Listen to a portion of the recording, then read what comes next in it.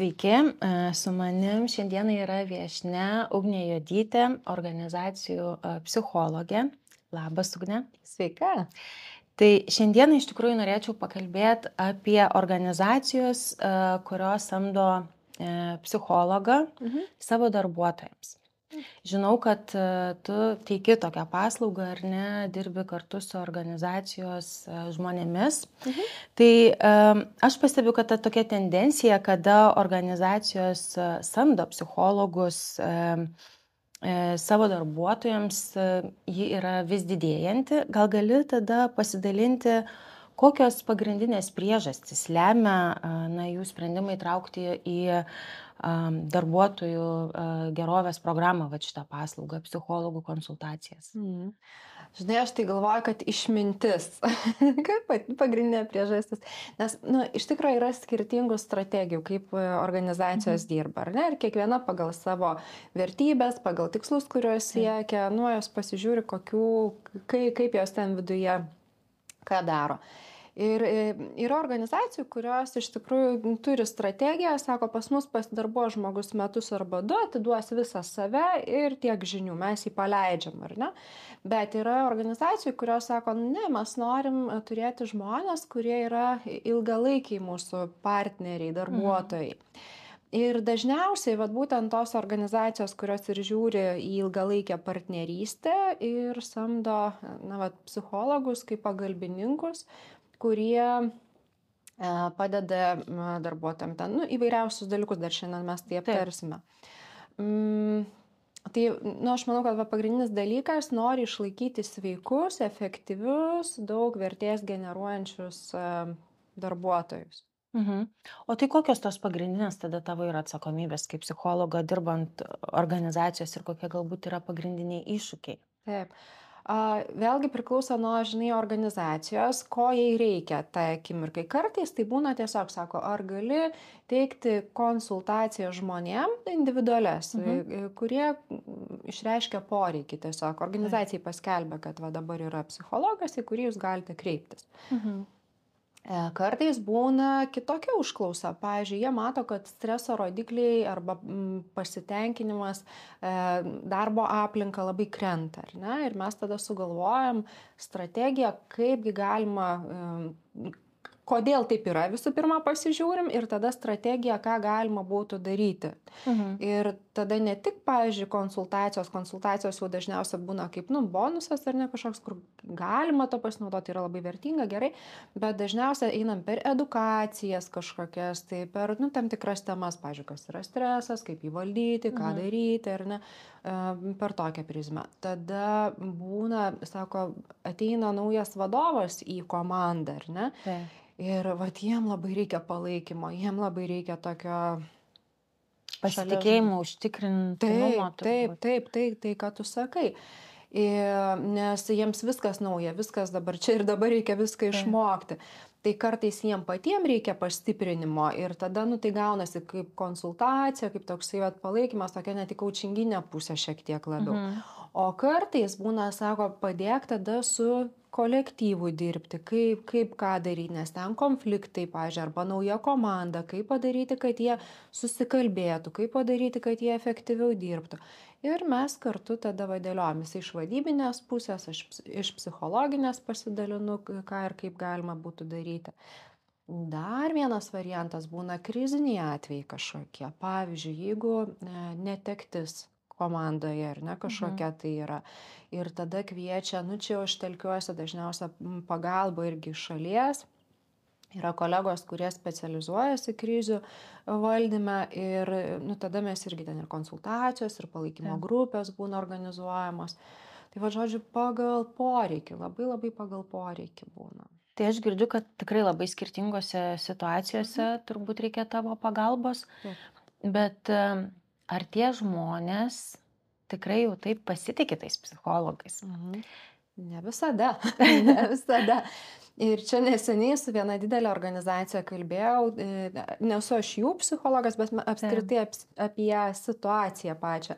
Ir sako, mes suteikiam darbuotojam konfidencialią, nemokamą galimybę konsultuoti su psichologais, psichoterapeutais. Ir sako, nėra užsirašančių, nėra nei vieno žmogaus. Tai va tai, apie ką tu sakai, ar ne, kad tikrai dar yra labai daug ir stigmos, nors jinai Lietuvoje aš jau matau, mažėja, taip, jau žmonės tikrai labiau pasitikė, bet dar to yra. Ir ypatingai, jeigu tai yra organizacijos viduje, kaip komandoje dirbantis žmogus, psichologas, natūralu, kad aš tą žmogų matau kiekvieną dieną, jeigu ar ne, matau, kaip pietauja ten susirinkimuose, visur kitur. Žmogus gali nesaugiai jaustis. Dėl to šitu atveju yra geriau, kad būtų išorinis psichologas, kurį galėtų pasikreipti. Ar tu manai, kad tas kreipimosi toksai galbūt neužtikrintumas yra dėl to, kad žmogus bijo, o kaip čia dabar bus to konfidencialumu, nes, žinai, jeigu aš dirbu organizacijai, man reikėtų, pati jaučiu pasikalbėti, žinai, su tavim, galbūt nauja komanda, gal iššūkiai, gal stresas, gal su kažko nesutvarkau, bet tada aš galvoju, aš pasikalbėsiu su Ugne. Vadovas ateis pas mane, paklaus, Rima, ar tau Ugnė padėjo, aš galėsiu pasakyti, kad taip. Bet kaip vadovas tada gauna tą grįžtamą į ryšį iš tavęs, ar žinai, tu ateini ir sakai, pakalbėjau su Rima, Rima pasakė, kad jūs jai nepatinkat, žinai, ta prasme, kaip tai vyksta. Kaip vadovas, pavyzdžiui, visą informaciją gauna, ar ne, kaip prašot. Taip, tai čia yra irgi prieš tai su vadovu arba HR žmonėmis yra susitariama, kaip viskas bus, ar ne.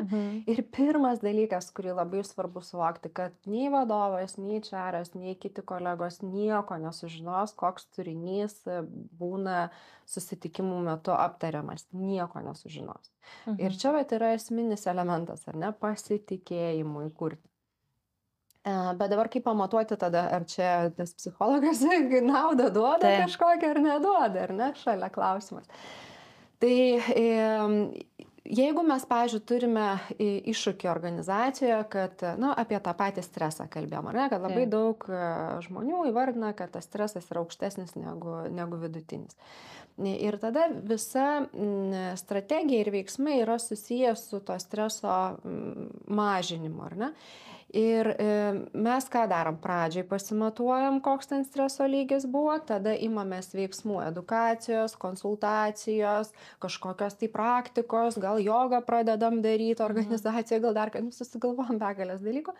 Ir tada po kažkurio laiko žiūrime, kaip tie rodikliai keičiasi. Bet tie rodikliai yra, tai nėra dažniausiai individualus grįžtamasis ryšys, o apskritai nuomonės tyrimas toksai, ar ne, kaip padaromas. Komandoje, ar ne, organizacijoje?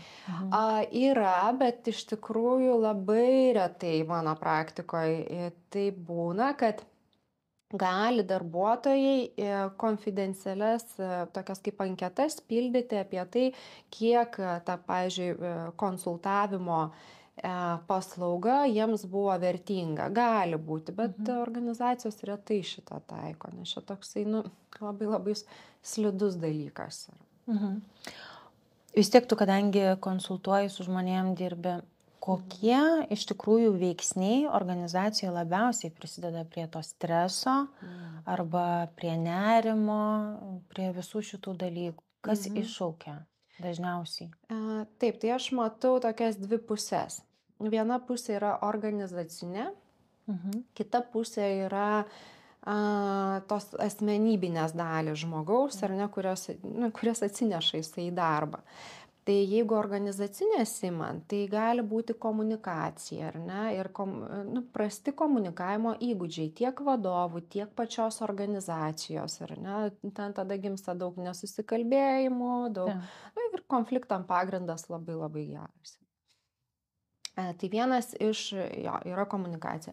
Kitas yra darbo krūviai, bet darbo krūviai tokie, kur buvo nesusitarta, lūkesčiai buvo nesuderinti. Ir, pavyzdžiui, žmogus mato, kad krauna jam. Gal dar nemoka pasakyti ne? Čia jo asmenybinė dalis. Taip. Tai šitas momentas. link perdegimų ir stresų daug dažniau keliauja organizacijos, kur kartais dėl specifikos reikia dirbti naktinės pamainas arba kur būna slenkantys grafikai. Na dėja, bet jie yra tokia kaip rizikos grupė iš karto jau atsiduria. Tada dėl nekompetencijų, ir dažniausiai čia labiau vadovų jau yra, ar ne? Jeigu klasikinis variantas, naujas vadovas yra, kuris nežino dar nei kaip tikslus kelt, nei kaip su tais darbuotojais, kaip motyvuoti, kaip su jais kalbėti. Dažniausiai būna streso priežastim tokia. Taip, ką dar aš čia klasikinių variantų tokių girdžiu? Galim tada pereiti prie vidinių tokių dalykų. Žmogaus perfekcionizmas. Labai dažnas streso iššūkis. Ribos, tai apie ką kalbėjom, ar ne? Ir tiek negebėjimas pasakyti ne, bet tiek apskritai žmogus gali, sako, aš nesuprantu dar, kur mano riba. Tai jeigu nesuprantu, tai man labai sunku ir komunikuoti. Ir tada bet kas gali kitas į mano tas ribas brautis ir tada pasiekmė. Nes nenubrėži ribų, nes nežinai, kur tavo riba. Taip. Paskui būna, žinai, per vėlu, nes perdegimas, nuovargis ir stresas. Taip, viskas šalia. Gali šitie dalykai, tada gali būti empatija, labai graži savybė, ar ne, labai geras galėjimas, bet tie žmonės, kurie labai įsijaučia, kurie labai jau kitų žmonių batuose pastovi dažnai, dėja, bet irgi eina į stresą ir perdegimą labai dažnai.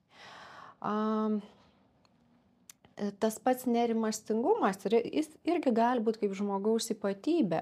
Ir jis atsineša, pavyzdžiui, žmogus sako, aš bandau viską daryti ir medituoti ir kažkaip save pažinti, bet labai labai aukštas, ar ne? Ir tai persiduoda visam kolektyvui. Net tas žmogus gali taip net obsesiškai detalizuotis kažką. Tai, kaip ir skleidžia, ar ne? Kitiem tas įtaką daro. Taip.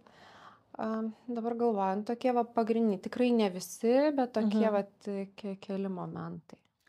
Paminėjai, kad labiausiai žmonėm, kurie dirba, tarkim, arba naktinį darbą, pamaininis, slenkančių grafiko, o ar yra, nežinau, ir vadovai, ar ne, paminėjai, bet, nežinau, kažkoks skyrius, kažkoks padalinys, ar čia pardavimam, tarkim, nes KPIs visada yra aukšti, ar tarkime, nežinau, kažkokiam kitam tai skyriui yra, ar tokios tendencijos yra, ar tiesiog tai nebūtinai. Tyrimuose yra išskirinėjama, bandoma net, matai, net tendencija tokia būna, pavyzdžiui, su medikais ar ne, su švietimiečiais, tikrai taip sakoma, bet jeigu taip plačiai žiūrint, bet koks žmogus gali perdegti, nei vienas iš mūsų nėra nuo to apsaugotas. Bet tie, kurie dirba su kitais žmonėmis, kurie turi pasirūpinti, pardavėjai, kaip pavyzdys, ar ne, jie turi dažniausiai iki smulkmenų išgirsti, ko ten reikia tam kitam žmogui, atliepti, konfliktus valdytis. Čia klientų aptarnavimas, žinai, kai skambina visą laiką pikti klientai irgi. Kam reikia pardavimus telefonu daryti, kaip pavyzdys, irgi kiek jie išgirsta, tikrai net pykčio reikia sugerti ir visko. Tai šitos sritis taip. O vadovai, čia labai įdomus momentas yra, nes Lietuvoje dabar buvo irgi darytas tyrimas ir sako, kad perdegimas yra labiau perdegimas stresas tų žmonių, kurie turi mažiau žinių, kvalifikacijos, bet tačiau, taip jeigu iš praktikos žiūrint, nei skaičius, ar ne, mano pojūtis yra šiek tiek kitas, nes vadovai irgi labai dažnai eina į perdegimą, dėl to, kad, atrodo, tai labai vieniša tokia pozicija, ta prasme, kad viską aš turiu sugerti, viską aš turiu žinoti, atsakyti. Ir vadovas turi turėti labai daug kompetencijų, žinojimų, savęs pažinimo, kad neperdegtų, ar ne, jeigu apie perdegimą kalbam.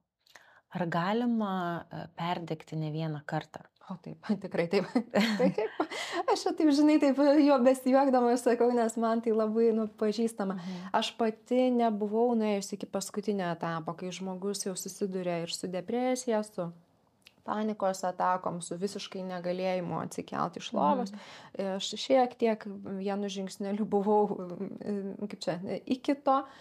Bet kas darosi, paskui tikrai kažkada gali grįžti. Ir aš irgi buvau vienu momentu grįžusi. Kodėl? Nes aš turiu asmeninės savybės, nu, tą patį perfekcionizmą, tą patį. Tai atrodo, nu, tu esi tokia stipri, nes tu konsultuoji žmonės, Taip. bet iš esmės tave irgi turbūt veikia tavo darbas, nes Aišku, tu taip. lygiai taip pat sugeri negatyvą iš tų žmonių, žinai.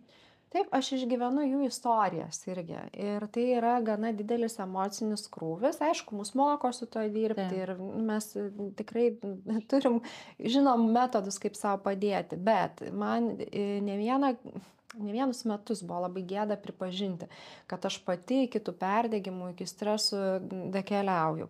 Nes atrodo, mokau kitus ir žinau ką, ir žinau kaip. Bet viena yra žinoti, o kita yra tikrai 100% atsiduoti visom tom rekomendacijom. Ir kai sukrenta asmeninės savybės, kai sukrenta, nu kaip pas mus buvo aplinkybės, čia ir COVID, ir karai, ir visa kita vienu metu, ar ne, kartais tai būna, kad bet koks žmogus, tai ir psichologas, tai irgi gali įkristi į tas būsenas. Tai jo, aš nesiskiriu nuo kitų žmonių. Kaip manai, kokį poveikį turi tavo darbas tiek darbuotojų psichiniai sveikatai, tiek galbūt organizacijos kaitai? Ar kai tu padedi sumažėja kaita, ar tu sakai, matuojam streso lygį, žinai, per kiek laiko galima pamatuoti tavo darbą, arba kad žmonėm pagerėjo, kad organizacijai galbūt atsirado, žinai, pas darbuotojus didesnė motyvacija pakilo, sumažėjo streso lygis, per kiek laiko ir kaip tai pamatuojam? Tai laikas, aš manau, kad bent pusės metų tikrai reikia, kad pradėtų matytis pokyčiai, o kuo daugiau to laiko turim, tuo juos tvirtesnius, didesnius galime pamatyti. Ir aišku, priklausomai, žinai, nuo kokį tikslą išsikeliam. Jeigu tai yra, gali būti tokie tikslai, kad žmonės, pavyzdžiui, tampa atviresni dalintis apie tai, kuo jie iš tikrųjų gyvena, ar ne. Turim ten daugiau nepatogių pokalbių, inicijuojame visą tai. Tai čia net pamatavimų kartais nereikia. Organizacija sako, pasižiūrėk pas tos pačius HR žmonės, ar ne, pradeda eiti žmonės ir kalbasi, dalinasi, per susirinkimą jie yra atviresni, jie yra laisvesni, daugiau idėjų gimsta, kūrybiškumas kyla, ar ne, jie nori spręsti problemas. Tai kartais net tų pamatavimų visiškai ir nereikia. Bet dažniausiai mes susikuriam kažkokias anketas, kažkokius klausimus, o būtent priklausomai nuo tikslo, kokį turim. Pasitikrinimui, ar ne? Pasitikrinimui, taip. Ir tada po pusmečio, po metų, paskui jeigu ilgesnį laiką dirbam, labai optimalus laikas, pavyzdžiui, kokie porą metų, tai per jį tikrai gali pamatyti, kaip organizacinė kultūra, jinai netgi pasikeitė. Ar būna taip, kad taip ir nepavyksta padėti tam tikram žmogui? Tikrai taip, nes kartais organizacija nori padėti, o pats žmogus savo padėti nenori. Arba tai, kuo jis gyvena, yra taip gilu, kad tam reikia daug, ar ne, laiko, daug visokių būdų ir visko. Tai tada tikrai nei to greito efekto, jo nėra. Bet aš galvoju, bet kokiu atveju iš organizacijos pusės tai yra labai didelis dalykas, jeigu organizacija skiria resursą žmogui, kuriam mato, kad vis tiek reikia tos pagalbos. Bet taip, jeigu žmogaus nepagirdysi ir neprimaitinsi, ar ne, jeigu jisai pats užsidaręs, dėja, bet taip. Tai pakalbėkim dabar, Ugne, apie tavo knygą. Gerai. Rašai knygą apie perdegimą. Tai pasidalink, kodėl kilo ta mintis parašyti knygą apie perdegimą. Tikrai aš pati labai rinkoje matau visur, tema jau atrodo, tikrai išnagrinėta. Taip atrodo.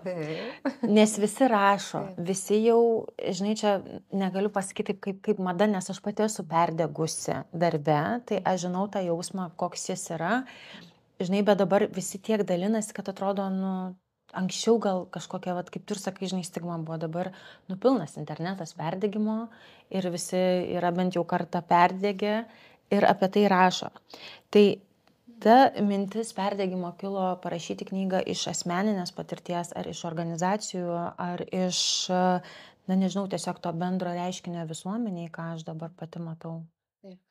Miksas to, kas tu sakei, tu labai gražiai, žinai, pastebėjai momentus. Ir aš noriu labai atreaguoti tai, kad tu sakai. Taip atrodo, kad visko daug, ar ne, kad tos komunikacijos daug. Bet ypatingai, kai pradėjau sisteminti medžiagą, aš supratau, kad yra kalbama apie tokius bazinius dalykus tik tai. Bet esmė praktiškai labai mažai kur yra analizuojama. Bet vienas iš klausimų, kurį, pavyzdžiui, aš Lietuvoje, nežinau, gal tu esi girdėjęs, bet nesu dar sutikusi, kas sprendžia. O kaip padėti žmogui grįžti po perdegimo vėl į organizaciją? Labai geras kampas. Taip, aš žinau. Tai tokių kampų yra labai daug. Ir ką aš noriu, kad išgirstų ir tie, kurie mus klausys, girdės, matys, taip kalbam apie tai, kas tai yra. Kalbam apie tai, dėl ko taip gali atsitikti. Kalbam apie tai, kaip mes jaučiamės. Ir šiek tiek kalbam apie tai, kaip mes galim padėti, bet dažniausiai savo pagalba yra į top 10 pagrindinių dalykų sudedama. O čia yra daug platesnė ir didesnė tema. Tai aš tą gylį jaučiu, aš jame labai noriu būti, aš jį noriu atskleisti ir knygoje, ir tą patirtim dalintis. Ir kai tu sakai dar irgi kitą momentą, kad tikrai labai daug žmonių yra perdegusių, čia irgi yra klausimas, ar ne? Taip, aš neneigiu, tai yra tikrai dideli skaičiai. Bet kas iš tikrųjų yra perdegimas žmonės? Tu galvoji, kad jie galbūt identifikuoja, kad jie perdegė, nors jie neperdegė? Taip. Ir jie kažkokiose kitose būsenose yra. Kartais tai yra depresija, kartais tai yra šalia ir gali būti sėkmė, bet kartais tai gali būti pervargimas, kartais tai gali būti tiesiog stresinė diena arba stresinė savaitė ir tai vadina perdegimu. Tai aš manau, kad labai daug yra šitų žodžių, nerandu spekuliuoja. Taip, šitie žodžiai, žinai, tokie, taip manipuliuojama, spekuliuojama, jie turi tokį atspalvį. Tai aš nenoriu sakyti, kad specialiai tai daro, ne, bet manau, kad mes tiesiog paslėpiam po šituo žodžiu, nes patogu, nes mes taip suprantam. Tai tada, Ugne, pasakyk, kas yra tas perdegimas, kad tie, kurie, kad mes galėtumėm atpažinti turbūt savo pirmiausia ir teisingai įsivardinti, nes kai tu žinai, ar tau yra perdegimas ar neperdegimas, tu gali jau tada ieškoti pagalbos arba imtis veiksmų. Ir čia yra sudėtingumas. Šiaip aš rekomenduosiu, aš dabar nepacituosiu, bet rekomenduoju pasižiūrėti, yra Pasaulio sveikatos organizacijos, yra apibrėžimas duotas, kuris ten sako, kad yra 3 elementai, kuriuos mes patiriame ir jeigu tai yra patiriama darbo aplinkoje, tai yra perdegimas. Tačiau, aš šitą vietoj noriu sustoti. Mokslinė literatūra yra pateikiama virš 140 perdegimo apibrėžimų.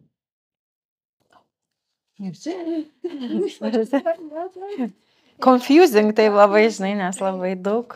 Ir aš už tai ir nenoriu, kodėl apie tą, kad kiti žmonės, kai kalba apie perdegimą, tiksliai nežino ar neįvardina, kas tai yra, ar ne. Ir aš juos suprantu. Aš už tai šitoje vietoje tų žodžių labai nenoriu naudoti, bet aš suprantu. Nes mes tarp specialistų lygiai taip pat turim, kai žmogus ateina pas mane, turim labai gerai įsigilinti į tai, kas su juo vyksta, kad galėtumėm sakyti, taip, tau greičiausiai yra perdegimas. Ir yra klausimynai tam tikri, bet nėra tokių diagnostinių priemonių, kurios tikrai tiksliai galėtų pasakyti, kad tas žmogus tikrai yra perdegimo momente. Tai čia, žinai, toksai daug vietos džiazavimo tokia ir specialistų kompetencijom. Man čia taip skamba, žinai, kaip medicinoje sako, nepatikslinta diagnozė, kaip ir yra tų simptomų, bet tu neįvardini taip, nes gali būti ir taip, ir taip. Žinai. Nes tai yra tikrai platus rinkinys simptomų, kurie patenka po perdegimų, šalia ten yra. Ir kartais tu nežinai iš tikrųjų, kodėl taip atsitiko. Ir tada, kai žmogus ateina, pradedi, žinai, po vieną simptomą arba ten kažkaip imti ir rankioti, žiūrėti, kas ten iš tikrųjų vyksta. Tai čia nėra taip paprasta. Tai nėra taip paprasta. Kam yra skirta tavo knyga? Ar darbuotojam, kažkokiem vadovam, visiems žmonėm, arba, kurie susiduria, tarkime, su kažkokiais psichinės sveikatos sunkumais? Kam? Kas ta auditorija? Pasidalinsiu viziją savo. Gerai. Jūs skaitykite, tada pasižiūrėsim. Nes šiaip aš labai noriu, kad būtų pirmas dalykas tiem žmonėm, kurie vat, galvoja, kas tas perdegimas, nori susipažinti su tuo, ar ne. Tai ten tikrai aš iš įvairių kampų apžiūriu, kas ir pateikiu tą informaciją. Bet, kadangi tai vat, pirmoji knyga, kurios procese esu, aš dabar, kai skaitau tekstą, žiūriu, kad jis labai mokslinis gaunas, nes aš kiekvienam skyriui, ten kokį 20-30 mokslinių straipsnių kaip minimum čia keliuosi, žinai. Ir tada suprantu, kad būdas, kaip aš rašau, labiau turbūt bus priimtinas specialistams, žinai. Bet aš labai noriu ir dedu dabar tas pastangas, kaip tą tekstą taip pateikti, kad jis būtų ir paprastam žmogui, kuris nieko bendro neturi su psichologija, tinkantis, ir organizacijom irgi pateikiu tokį, žinai, kaip planą, apie ką reikia pagalvoti, jeigu mes norim dirbti su prevencija, arba jeigu turime žmonės, kurie patiria perdegimą, ką daryti tada, kai žmonės jau grįžta po perdegimo vėl į organizaciją. Tai, žodžiu, kol kas lūkesčius tokius, vizijas išsakau, o kaip ten jau gausis, tai, žinai, bus matyti. Ar gali tada, kol knyga dar neišėjo, pasidalinti vis tiek, kokie yra tie, top 5 perdegimo ženklai ir kokia galėtų būti prevencija, nes tu apie ją taip pat užsiminei, ar ne, kad mes galėtumėm užbėgti įvykiam už akių, arba jeigu matome, kad turime 1 arba 2 simptomus, kad neturėti kitų likusiųjų. Taip, tai nuo ko aš pradėčiau ir apie ką pagalvočiau, pastebėčiau, ar ne, tai pirmas dalykas, jeigu pradedu jausti fizinius simptomus. Fiziniai simptomai tai yra, pavyzdžiui, man niekada anksčiau neskaudėdavo galvos arba neturėjau migrenos tokios, o jinai pradeda dabar, gana dažnai labą dieną sakyti, ar ne? Atsiranda apatiškumas, atsiranda toksai, čia toks jau labiau emocinis, ar ne, noras atsitraukti nuo aplinkos, nuo kitų žmonių. Kažkas tai vyksta su apetitu, arba aš labai noriu valgyti ir, kaip sako, kartais klientai sako, aš ryju, nevalgau, ryju maistą. Emocinis valgymas. Tai prasideda. Arba gali būti, kad visiškai nebevalgo. Ir ateina žmogus, aš klausiu, sakau, ką tu valgai šiandien? Sako, ryte suvalgiau obuolį. Ok, tai o gėriai? Va dabar, sako, stiklinė pas tave. Tai ta prasme, kad dingsta toks, yra atsiribojimas nuo savo poreikių, nuo to, kas iš tikrųjų, mes jos turim, ar ne, bet aš jų nebejaučiu. Nebereaguoju tuos signalus netgi turbūt, kurie tau siunčia organizmas. Tada gali būti naktį, ar ne, griežimas dantimis prasideda dėl to, kad įtampos čia žandikaulyje labai daug ir pačiam kūne žmogus kartais sako, aš jaučiuosi, kad kaip sustingęs kūnas, kaip tarsi būtų pastovėtum žiemą lauke ir atrodo viskas įsitempia net. Kaip žmogus šitaip gali. Arba gali visiškai su jausmais labai įdomu ir pojūčiais ir jausmais, sako, nebejaučiu kūno. Sako, toks jausmas yra, kad aš esu čia, kūnas yra čia, bet aš sąsajos nebeturiu. Tai čia net to 5, čia daugiau šiek tiek. Vardink jo. Taip, jeigu apie darbo kontekstą kalbant, ar ne, labai svarbu būtų pasižiūrėti, jeigu žmogus buvo labai optimistiškas, labai toks į problemų sprendimo orientuotas. Ir žiūrėk, viskas, jisai kaip tik pradeda matyti problemas, pradeda aplinką kaltinti, vadovus, kolegas, kažkoks piktas pasidaro, ar ne. Jeigu ten kažko tai paklausi, pradeda reaguoti labai impulsyviai, rėkti pradeda, kažkokie tokie dalykai gali pradėti matytis. Motyvacija turbūt. Motyvacija. Tada gali būti, kad žmogus iš vis sako, aš nebematau prasmės, nebejaučiu prasmės. Nei tame, ką darau, nei gyvenime. Čia jau į depresiją mes einam greičiausiai. Tai toks rinkinys visko. Ir kai vat klausia apie prevenciją, labai geras klausimas, nes tikrai geriau būtų ten neiti, žinai. Jisai būna, bet geriau neiti. Tai yra bazė, nuo kurios reikia pradėti.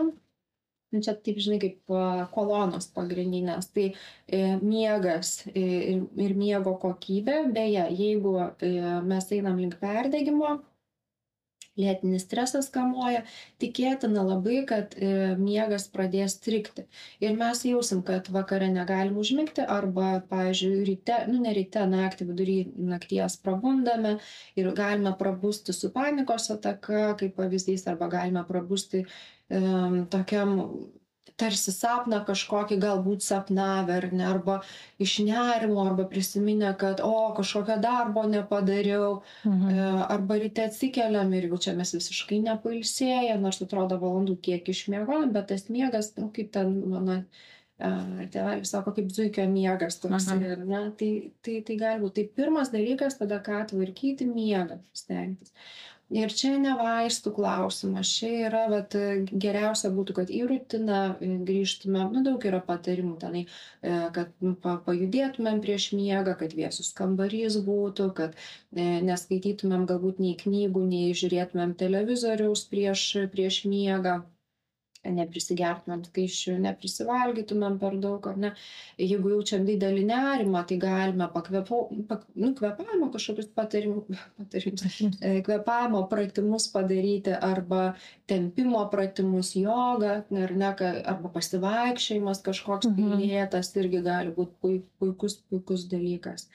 Ir čia irgi galima kreiptis į somnologus, į miego specialistus ir pasižiūrėti, paieškoti priežasčių, kodėl. Nes mes čia kalbam apie tokius bendrinius patarimus, ar ne, bet jie patartų labai konkrečiai, kas vyksta, pamatyti, ištirti ir pamatyti. Aš dabar pahiperbolizuosiu, bet o gal darbą reikia pakeisti, jeigu matai, kad darbas tavęs netenkina.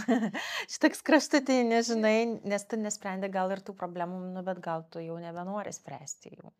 Matai, kame dalykas yra, kad bent jau mano aplinkoje labiau toks variantas būna, pakeičiu darbą ir vėl krentu į tą patį. Tai jeigu yra dėl organizacinių dalykų, dėl organizacijos kultūros, žmogus eina į tą lėtinį stresą, į perdegimus ir kitas būsenas, tada taip, darbo pakeitimas labai gera idėja yra. Bet jeigu dar ir plus turim asmeninių savybių ir ypatybių rinkinį, tai keist nekeitęs to darbo, taip gali būti, jeigu organizacija labai orientuota į žmogų, kad tada, pavyzdžiui, jisai į naują organizaciją atėjo ir, pavyzdžiui, gavo mokymus, gavo konsultacijas, gavo vadovų kažkokią mentorystę, ir visas tas rinkinys jam padeda pažinti save ir brėžti tas ribas, mažinti perfekcionizmą, dar ten kažką keisti, viskas yra okei.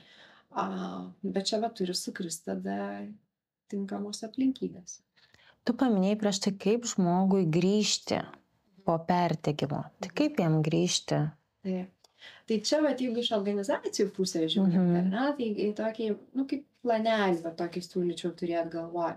Pirmas dalykas žinoti, kad tas žmogus kodėl išėjo ar ne, ir tada ruoštis jo grįžimui.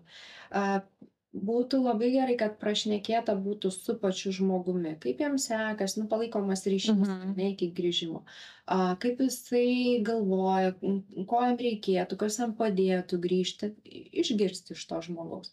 Tada pakalbėti su vadovu, kad vadovas žinotų, kas yra perdegimas, kad jisai pats gebėtų užduoti klausimus tam tikrus ar ne, tam jau grįžusiam darbuotojui, gebėtų, pavyzdžiui, dėl krūvių tenai buvo ar ne, perdegimas, krūvis tik vienas iš, tai kaip apie tos krūvius kalbėti, ką dabar daryti, nes darbai turi būti padaryti, turi judėti į priekį, bet kaip tai daryti ekologiškus vaikų būtų. Kolegos, jeigu galima ir organizaciją edukuoti, jeigu tai yra didelė, sakykime, ar ne, bet jeigu tai yra komandos klausimas arba mažos organizacijos klausimas, tai tada irgi gali mokymus trumpus, gali, nežinau, podcastą paklausyti, ar visi bendrai, ar knygą perskaityti ir aptarimą kažkokį pasidaryti, arba pokalbį kažkokį su, nežinau, jau perdegimą turėjusiu žmogum, ar ne, turim ir sportininkų ir įvairių, jautytę Šimonytės ta pati istorija, ne, kuri tikrai visiems viešai žinoma. Tai galima apie tai kalbėti irgi, filmą pasižiūrėti ir kalbėti, kad taip gali būti. Nes blogas variantas būtų, jeigu žmogus grįžta po perdegimo ir aplinka sako, tai ką, ilsėjaisi, tinginiavai, ir kokio, žinai, to... Dar grūzo uždeda, taip tariant. Taip, žmogui. Ir tada jau žmogus tikrai gali prastai jausti, žinai, ir taip labai saviplakos ir savikaltės ten būna daug, o dar jeigu iš išorės tai bus, tai tada labai sunku. Tai paruošti vadovą, paruošti kolektyvą, turėti, čia geriausia, kad vadovas, su kuriuo dirbs jau toliau tas darbuotojas, jisai turėtų nuolatinius pokalbius apie tai, kaip sekasi, grįžtamo ryšio tokio palaikymą turėti. Ir kad kažkas tai be vadovo, tai, pavyzdžiui, jeigu didesnė organizacija, sakykime, HR'as irgi, kad ir kartą pradžioje, kas mėnesį, pavyzdžiui, turėti ten pusvalandžio pasikalbėjimo, kaip tu tiesiog parodyti, ar ne, tą dėmesį. Tai čia tokie pradiniai, tokie praktiniai labai žingsniai, ką galima daryti. Bet Ugne, aš klausausi. Yra iš organizacijų, nes jų yra taip pat įvairių kaip ir žmonių, žinai, atsparumo lygio. Dabar žmogus man perdegė, bet žinai, ar man reikia laukti ir kažkaip investuoti, žinai, organizacijai vėl to laiko, ateit kalbėtis, mes taip, žinai, susukę tuose darbuose, prasme, dar investuoti, dar čia su to pakalbėti, kad užjauskit jį, suportinkit, žinai, tą žmogų, kuris grįžta po perdegimo. Užjauskit, jo užjausti nereikia. Nereikia užjausti. Užjausti nereikia, viskas su juo yra tvarkoje, žmogus susidūrė su sunkumu ir jį įveikinėti, bet suprasti, kas tokio vyksta. Ir tada, kad galėtumėm būti, tam adekvačiam santykiai su kitu, jo užjausti nereikia. Dažnai organizacijos galvot, kai vėl grįžčiam, vėl darbai stoja, kažkam, kol to žmogaus nėra, tu kitus darbus perskirstai ir tada tie kiti gali jau, žinai, pradėti jausti tą perdegimą. Čia tokia, žinai, čia domino. Visai, bet žinai, čia apie tą žmogaus vertę. Kiek mes vertiname to žmonės, kurie yra mūsų organizacijai. Jeigu aš tą žmogų vertinu, nes jisai kūrė vertę, irgi toj pačioj organizacijai.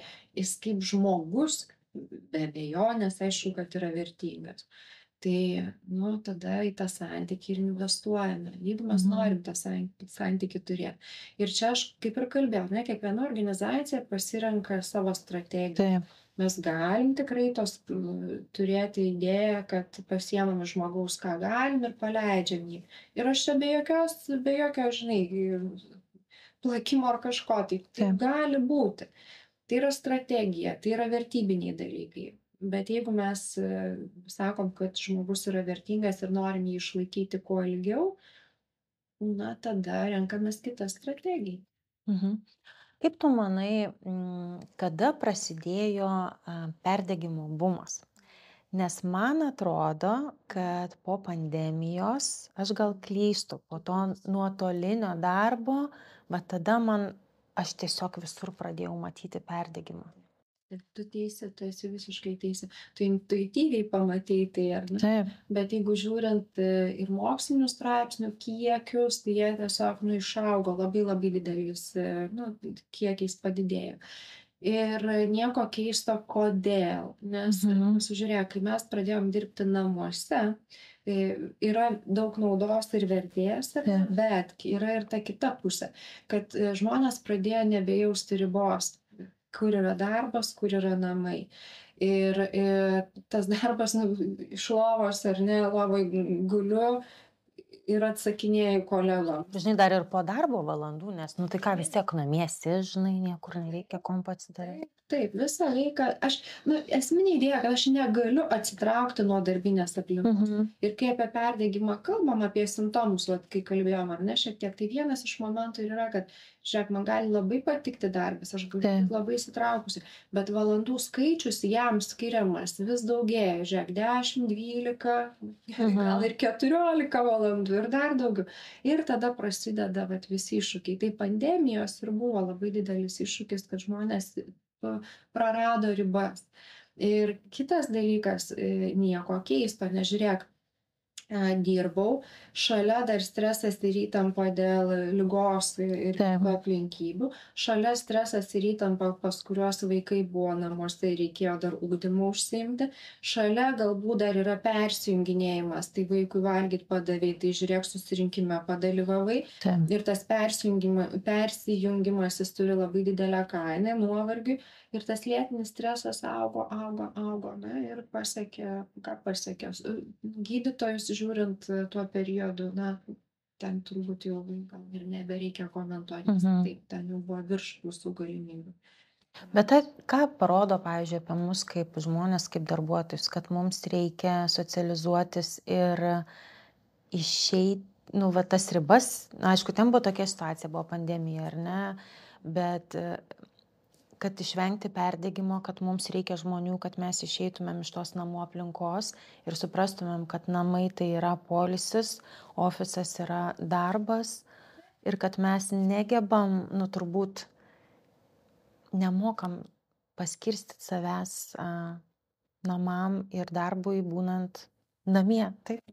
Tu labai gražiai susakei, kad visa tai išsitrina tada, žinai, ir mūsų uždavinys yra nesvarbu, iš kur mes bedirbtumėm, turėti laiką darbui ir turėti laiką poilsiui. Mūsų pagrindiniai dalykai. Ir tas poilsis irgi, vada, šiek tiek, kad irgi labai svarbus momentas, jeigu aš ilsiuosi, tai aš darau tai, ko aš nedarau darbe. Jeigu dirbu daug protinio darbo, einu, pabėgiosiu, ar ne, paskui arba kažką, tai, nežinau, rankomis veikiu.